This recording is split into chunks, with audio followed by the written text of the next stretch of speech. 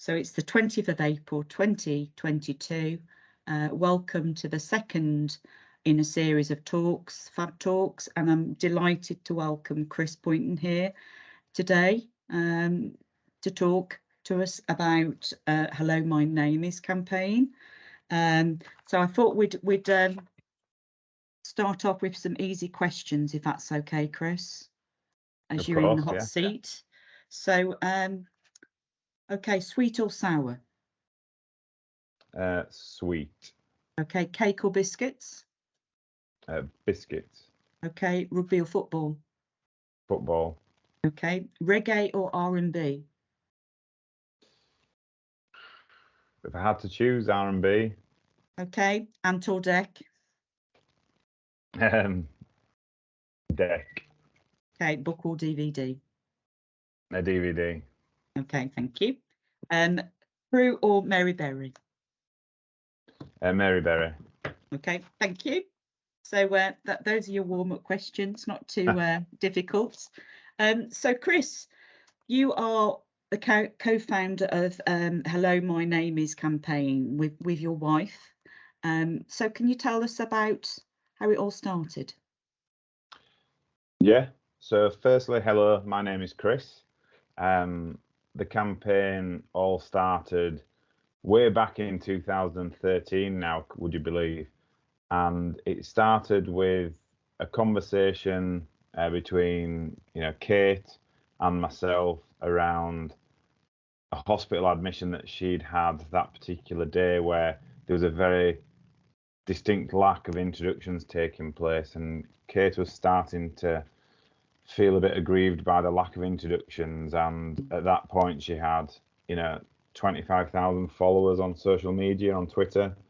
And we decided to, stop moaning about it and did something. And, we started the campaign called Hello, My Name Is back in August 2013. So how did you start it off, Chris? How did you get with that small idea about wanting to make a difference, and Kate feeling very passionate about this? What did you do to start things off? So first and foremost, Kate sent several tweets out about her experiences and also about the campaign, saying that she'd sent me home to design a logo for the campaign, which we got one of our designer friends to actually design the logo for us, because we soon recognised, and Kate recognised, that you couldn't have some kind of campaign without having an element of branding on the campaign. And obviously the logo incorporates a smiley face on there as well, which is important to the campaign. But it all started with several tweets, which then got retweeted by some fairly influential healthcare colleagues of Kate's, and before we knew it, Kate was trying to control this campaign that had started to gain a huge amount of momentum very early on, and we were starting to see the campaign logo being used in various healthcare settings and beyond. And it's a shame that it was needed at that time, but also it started a huge kind of positive momentum over the next few weeks, which Kate was trying to control whilst either working or in a hospital bed. So did Kate find that overwhelming? Were you both quite surprised by the support that you were receiving? I think, Kate was probably more surprised than myself, just because of how many examples there were of introductions not taking place across healthcare, because I work in I've got a retail background, and in our organization it's all around the introductions and having that kind of professionalism, and when we're in meetings or meeting customers, whereas Kate was quite surprised how much the campaign was needed, because I think she envisaged it probably fizzling out after a few weeks, and it was just something that she tweeted about on one occasion. But obviously here we are 9 years later, and Absolutely. It's still going strong. Absolutely. I got some figures from your TEDx talk. When was that recorded? Can you I remember, Chris? think it was 2017. 17. So I think. the metrics that you quoted there, 1.6 billion impressions. So do you know what your metrics are with regard to tweets? I've, to be honest, I've not sort of measured it since then. Yeah. So it would probably be into the several billion impressions on social It media, on must be, Twitter. mustn't it? And I suppose Kate always said from the very start, if it makes a difference to one person somewhere in healthcare, anywhere in the world, then all the work that everyone's put into it has paid off because of that one interaction. It's made a difference. But as we know, it's helped a lot more than just one person. Yeah, not just patients, I think healthcare professionals as well, and people. And Kate wrote 2 books, didn't she, about her experiences? She did indeed. So the first one was published back in 2011, which is when Kate was first diagnosed, and she wrote a diary which turned into a book called The Other Side, which is talking about being a patient through the eyes of a doctor. She then went on to write a second book called The Bright Side, which is around living with a terminal illness and enjoying life, and both of which are still available via the website or via Amazon download, and the profits from those books go to the 2 charities that we support In Leeds. Yeah, the 2 charities in Leeds. One is the St Gemma's Hospice, which is where Kate passed away, and the second one is the charity at the hospital where she had the majority of her treatment. That's grand. And I also want to talk about your Kate's core values, which she calls her core values: communication, the little things, patient at the heart of all decisions, and see me. So tell us a bit more about those, Chris.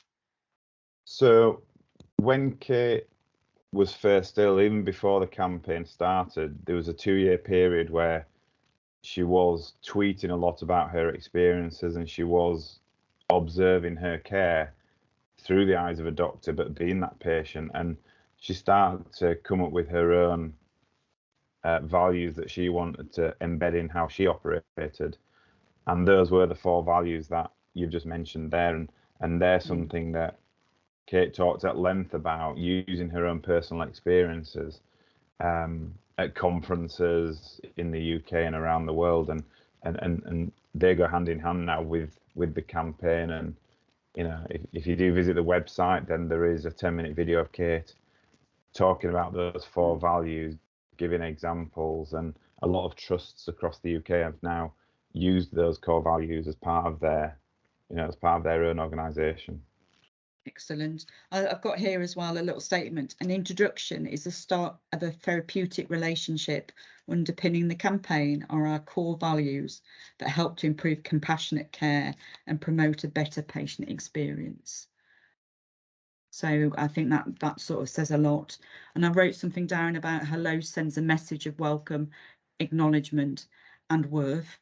To ignore somebody is to say to them that they are not worthy of your attention, and making a point to say hello warmly and with a smile is very important. Yeah, and I'd agree. And that's, like I said, that's something that Kate lived and breathed. And ultimately, we're all human beings, and yes, we might all have different job titles, we might have different backgrounds, but regardless of all that, if you take it down to the core values that that Kate talked about, we're all human beings. Absolutely, and a smile and saying hello can make all the difference. And I think sometimes as a healthcare professional we forget that, and it's so important, because sometimes people are having the worst time of their lives, and a smile or a hand, just can make that small difference in a terrible time, can't it, Chris? It can. Yeah, absolutely. I wanted to talk about, you talk about adversity comes legacy, and one of Kate's legacies really, she was involved in setting up the Compassionate Care Awards. Can you tell us a bit more about that, Chris? Yeah, so they were set up in association with the NHS, and as part of the annual conference, they were awarded to either teams, organisations, or individuals who had gone above and beyond in compassionate care, because obviously Kate's name became and continues to be synonymous with compassionate care. So the NHS wanted to recognise, that by having these awards named after Kate, which, were running for several years, and more recently, due to the pandemic and other things, we've not presented them in the last couple of years, but I'm hoping that they will, be resurrected this year onwards, as part of NHS conferences and as part of individual sort of trusts that have awards named after Kate as well. There's several trusts and organisations across the country that do have their own, awards that are named after her as well. So not just the NHS ones. Absolutely. And I mean, yourself and Kate have met so many people, politicians, healthcare professionals, celebrities, academics, citizens of all shapes, sizes, colours and creeds. What did Kate get out of meeting those people and yourself? So I think the reason for doing, or the reason for organising a lot of those meetings was for Kate to spread the message of the campaign to influential people. So obviously, the Prime Minister of our country is, a hugely influential person. Either if you like them or you don't like them, they are the Prime Minister. So obviously Kate met David Cameron at the time and talked about the campaign, and she also then went on to meet Nicola Sturgeon, obviously from a Scotland point of view, to talk about the campaign, and to have individuals such as them, but also many other individuals that we got in touch with, and either they had a picture taken of them endorsing the campaign with the sign, or for Kate to meet that individual, it was around them tweeting about the campaign or spreading the message via social media to their thousands, if not hundreds of thousands of followers, and that's how we got the message spread. So I think the main purpose behind it was to spread the message even further and as far as we could. And yes, some of the elements were to tick off items on Kate's bucket list. She wanted to meet certain individuals, and she wanted to travel to certain places, but she had quite an extensive bucket list that we managed to tick off several items as well. Excellent. And what about the future, Chris? You said in your TEDx talk you were going to write a book. Have you completed writing your book? No, so I commenced writing a book, and then I made the decision to get down on paper everything that I wanted to get down on paper from my own head. But then I decided not to publish it, and I just wanted to keep it more private, because there was a lot of things going on at that time, both from a grieving perspective, and then also from a life and work point of view.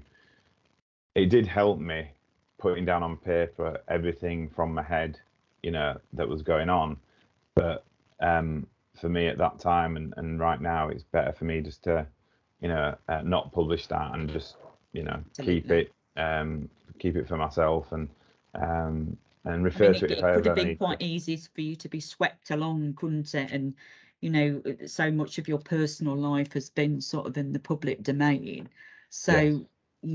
Bravo to you to sort of keep that private, because you could have been swept away. And you did talk about plays and a film maybe, and like you say, you're not ready for that, so that's commendable, really. Yeah.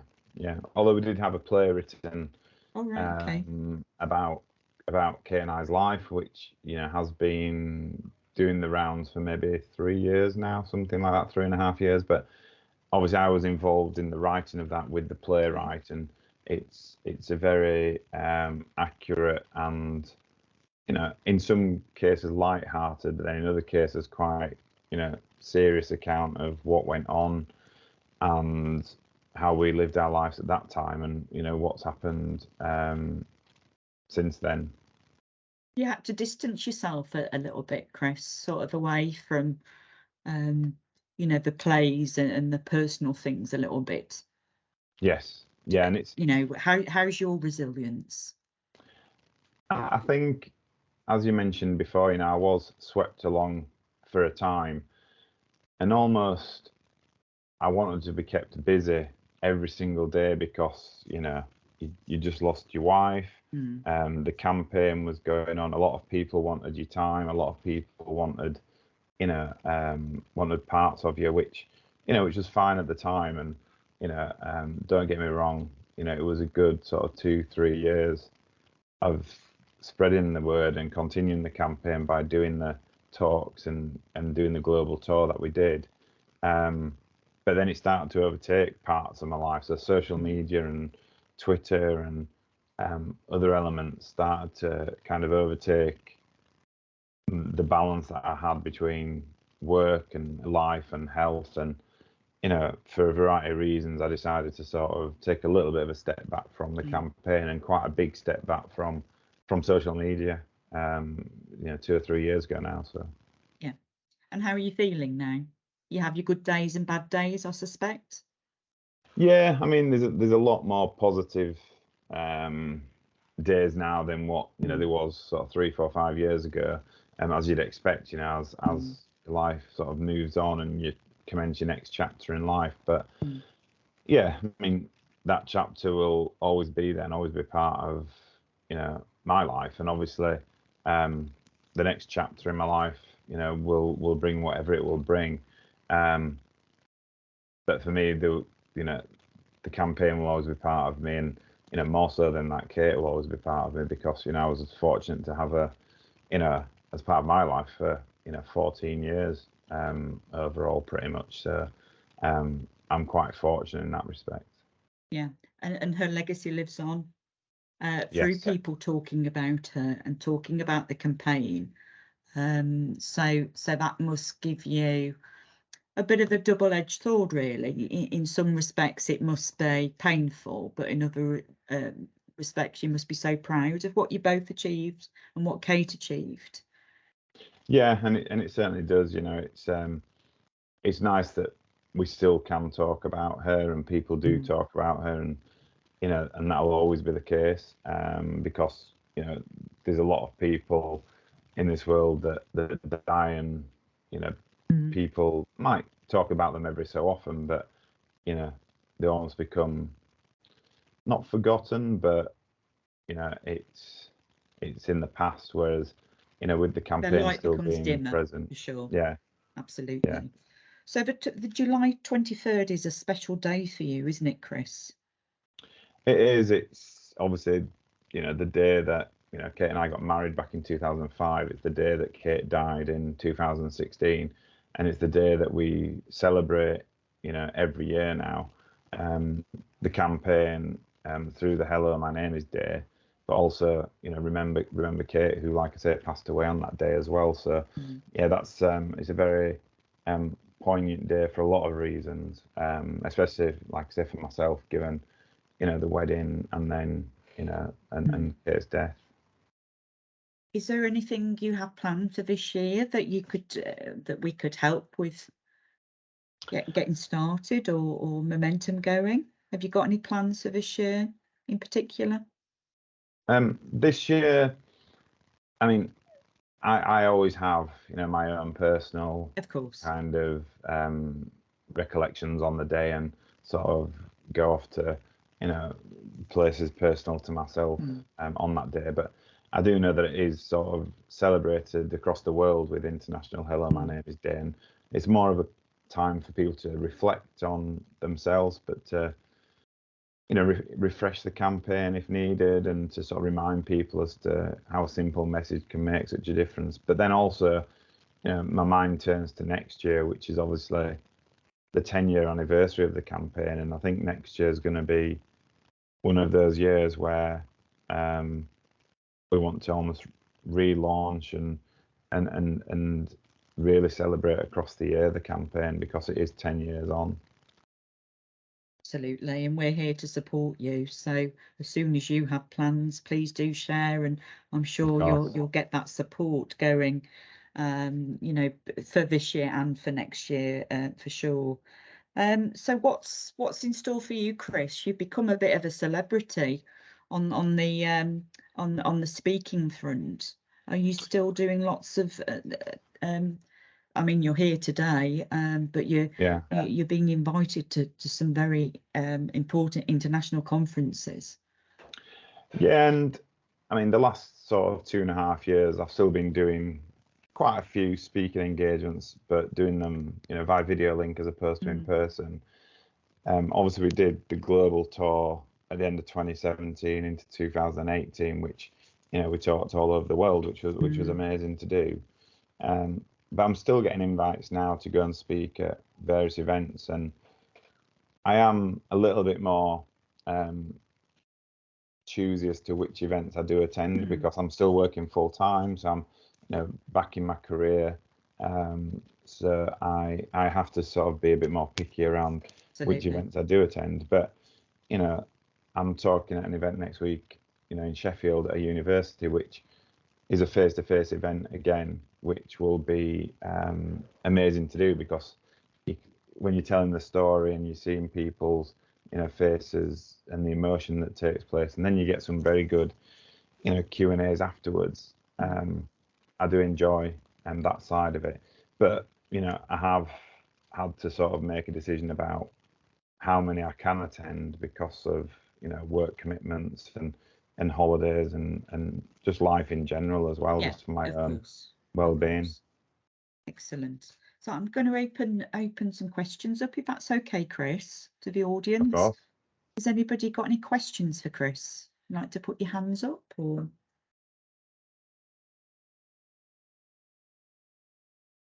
everybody being shy today? Hi, Lorna. Hi, Vanda. Thanks very much, and thanks for being here, Chris. It's really interesting to hear you talk. And I think one of the things that really stuck with me is that I know that Kate talked about dealing the hand that life dealt you, and it's really interesting to hear how you've continued to deal with the life that's been dealt, the hand that's been dealt with you, and how you've continued to do the really good work that yourself and Kate started. So thank you on behalf of all of us for that. I was just wondering, Chris, you know, it was something you said about, you know, we're all humans. Are you aware of the campaign having spread outside of the NHS at all?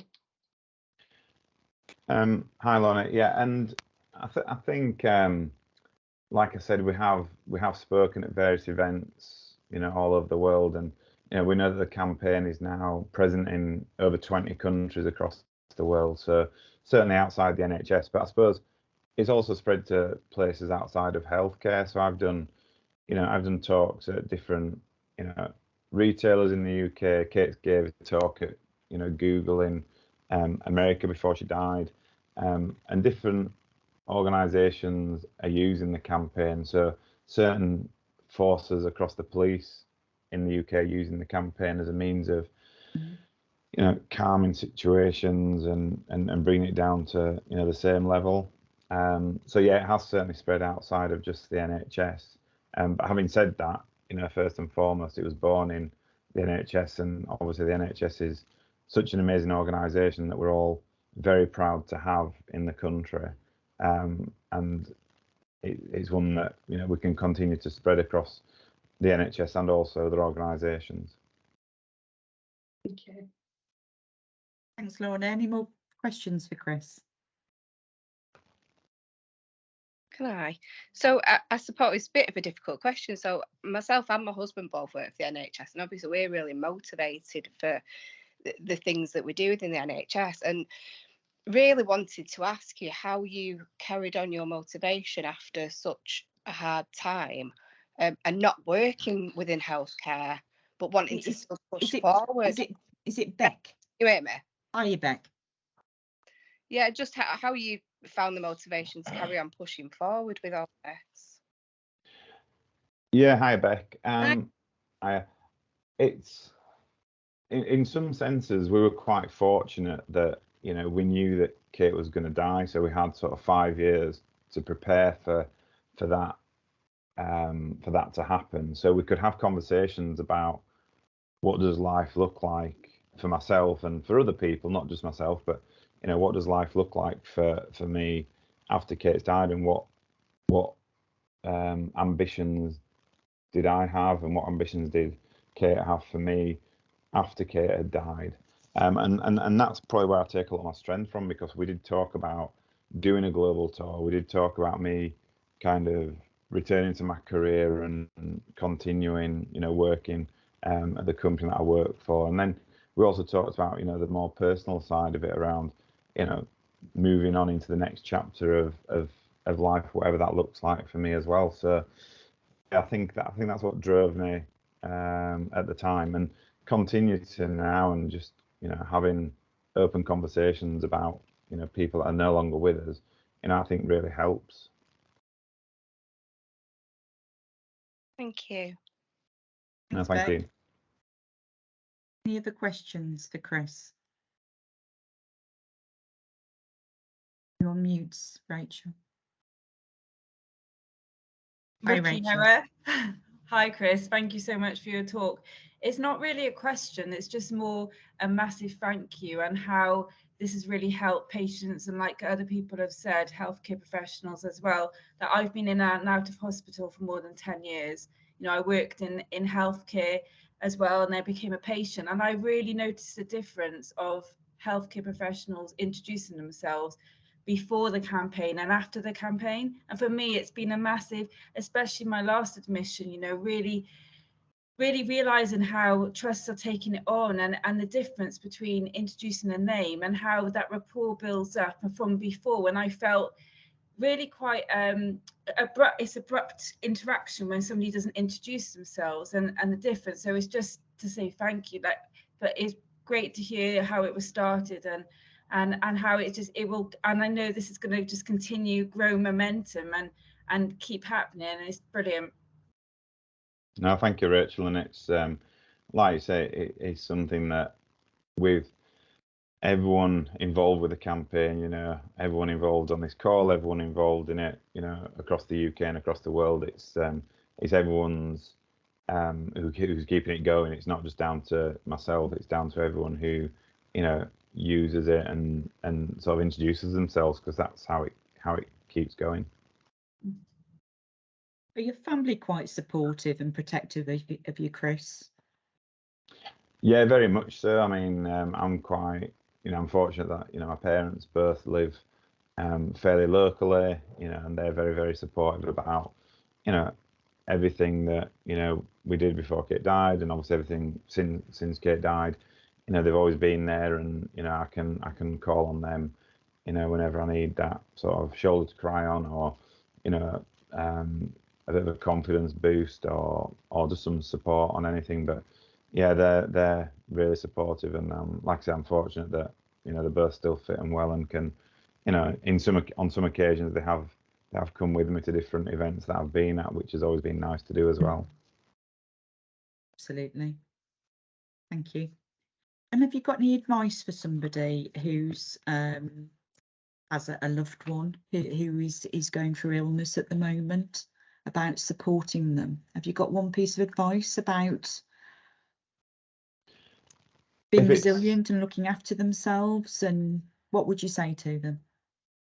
I suppose if it's somebody who was in a situation like what we were, then I'd say have the open and honest conversations, because you're better off having them whilst the person's still alive, rather than thinking about it after they've passed away, around, I wish I'd have said this, or I wish I'd have asked that question.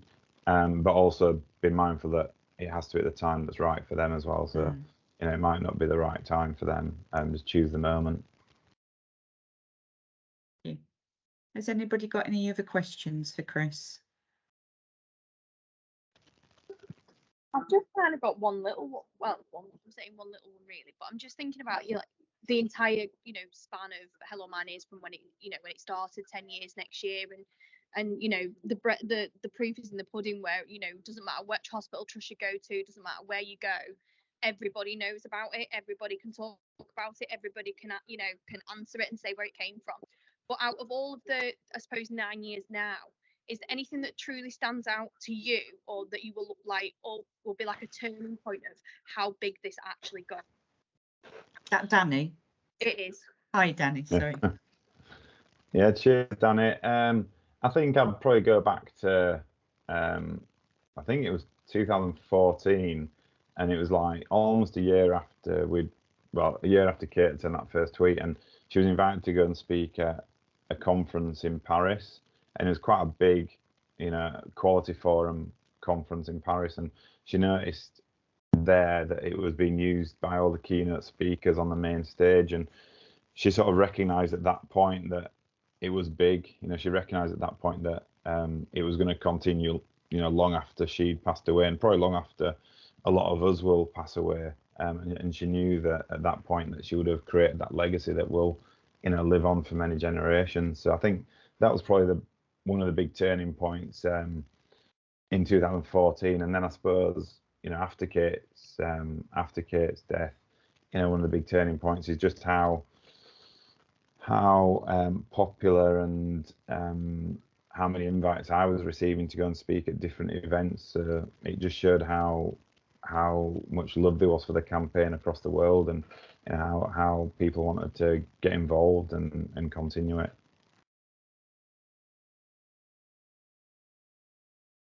What's on your bucket list, Chris? We all have the things, aspirations and things we want to do and achieve. What's your number one at the moment? I was just trying to think of mine actually, and yeah, I need to make that list really. Yeah, I think there's, you know, I'd always love to see elephants in the wild. To be honest, it's not something I've ever done before. I've always only ever seen them, you know, in a zoo or on TV. So it's that's probably the biggest thing I'd like to achieve. Excellent. Lorna, hi again. You're on mute. Sorry, end of the day. I was just going to ask Chris, did you buy the car? What, the Range Rover? Yeah. No, I was fortunate that when I did the career break for a year and did the global tour, Range Rover very kindly lent me a car for a year. So we had it sort of logoed up with the campaign, and you know, they sort of got involved with it, and they supported us with that. So yeah, I did have the car, but no, I didn't have to pay for it. So you know, it's a win-win, I think. Win-win, yeah, definitely. Good. Absolutely. So has anybody got any other questions for Chris? So thank you so much, Chris, for your wisdom and your insight as always. And I just wanted to sort of reiterate really my thanks, and you and Kate are definitely fab heroes, and I think your legacy, her legacy will live on through us talking about it, and I think it's a lot to be proud of, definitely. So I've found out a little poem. I like to finish on a poem. So it goes: kindness doesn't cost a penny. It's a commodity that's free, yet it has the power to change the life of anyone you can meet. A mere smile can lift the spirits of somebody broken or alone. The comfort drawn from the human touch is the healing suture of compassion balm. A moment of your time is a blessing to somebody with empty days. You're the power to burn through the desolation and bring focus from the haze. Showing heart reveals you have one, and that's the way to live. Life has meaning if it's measured. So I thought that was quite nice to finish. So thank you all for your time. My name is Vanda Carter. This has been your Fab Talk. It's the 20th of April 2022. Take care, be kind to each other, and thank you for attending today. Thank you. Our next talk will be next month, and I think we have the legend Brian Dolan joining us.